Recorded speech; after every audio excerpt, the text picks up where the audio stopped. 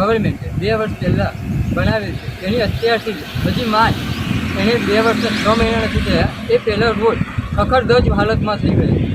હવે રોડ ઉપર એટલા મોટા ગાબડા પડી ગયા છે કે નાઇટ શિફ્ટમાંથી કોઈ નોકરીથી આવે, કોઈ હોસ્પિટલ જતું હોય તો એને નાના મોટા વ્હીકલ લઈને જ્યારે જતા હોય અને એ ખાડામાં પડે તો આકસ્મિક એને મૃત્યુ થાય અથવા તો એને ઈજા થાય.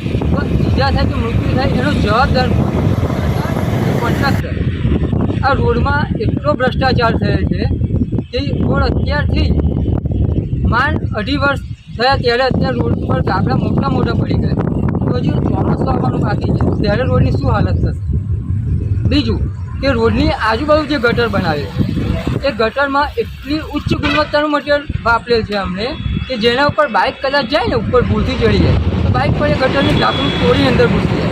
તો તમે વિચારી શકો છો કે કેટલું ઉચ્ચ ગુણવત્તાનું મટીરિયલ અહીંયા વાપર્યું હશે કોન્ટ્રાક્ટરે. મારું નામ પ્રદીપ વાઘેલા.